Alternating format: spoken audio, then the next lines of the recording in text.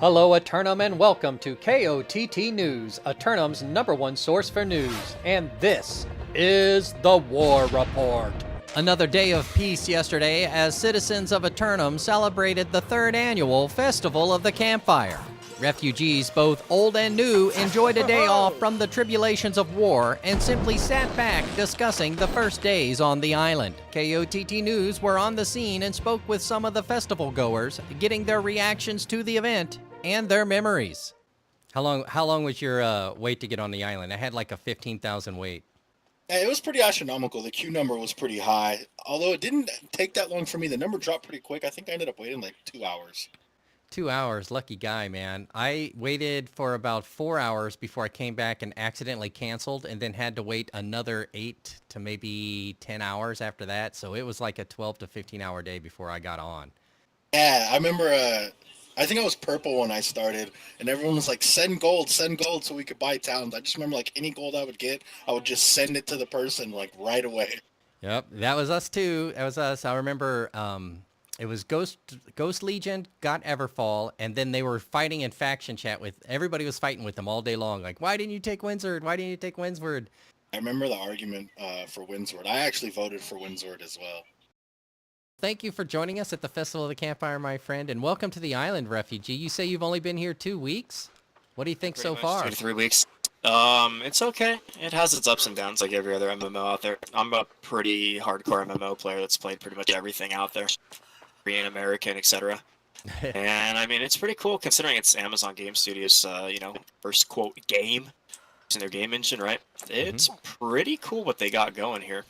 Well, you came in at just the right time. In about a week, there's going to be an adjustment to the rules of laws of armed conflict, and there will be different ways to declare war on territories. There will be, in the last few weeks, the island's preeminent zoologist, Dr. Theophastus Bombastus, has discovered a way to tame animals, and we'll be able to have mounted travel very soon.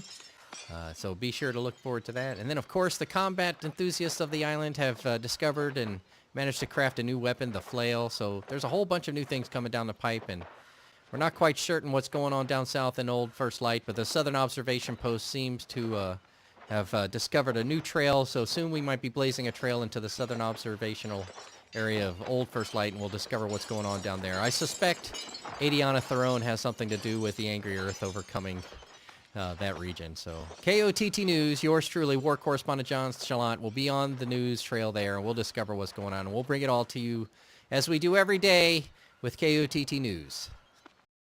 Tell us here at KOTT News what it was like the first days on the island when you had to set your first campfire. Well, when I first set my first campfire, there was a lot of people. Really had a hard time doing even one quest. There was just a sea of people. Yeah, how times have changed. I enjoy it. I enjoy it now more. Yeah, well, are you looking forward to the next year here on the island now that you can set your campfire anywhere you want to, and upcoming changes to the laws of armed conflict? Dr. Theophastus Bombastus, the island's leading zoologist, has found a way to tame animals, so we'll have mounted travel here soon, amongst other things. What are you most excited about up here in the upcoming year? Riding my mount topless. Yeah, that's pretty much it. As day turned into night, the festival grew even larger, with musicians and fireworks entertaining the crowds filling the roads. And speaking of filling the roads, the campfires once again spread along the road from Oxborough to the Wolves' Den west of town. Some citizens recreated the moment they experienced their first respawn by sacrificing themselves by way of table flipping, only to re-emerge moments later at their loyal campsite. John. Gazing down on the festivities from above, and you could truly see the scope of camaraderie as citizens from all over the island turned out to recreate their first days on the island yet again. KOTT News would like to thank all the participants for coming out to celebrate with us again this year, and look forward to another year of reporting on the excitement across the island.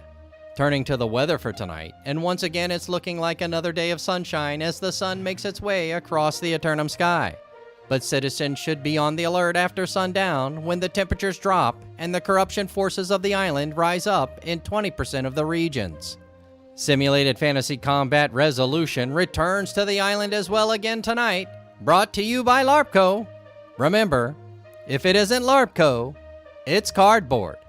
Tonight, the Covenant hero worshippers of the Outcasts attack the Syndicate members of Fresh Bench for control of the northern forward observation posts of Morningdale. The Outcasts launch an assault from their land holdings along the eastern edges of the island, intent on expanding their holy empire in preparations of expanding into Eden Grove. But Fresh Bench have identified some key long-range Doppler radar targets they'd like to strike early next week. So they'll be fighting like mad to ensure they keep the northern mountain ranges until then. Be sure to tune in for complete coverage and reactions from the citizens tonight at 11. Until then, this has been War Correspondent JChalant, KOTT News.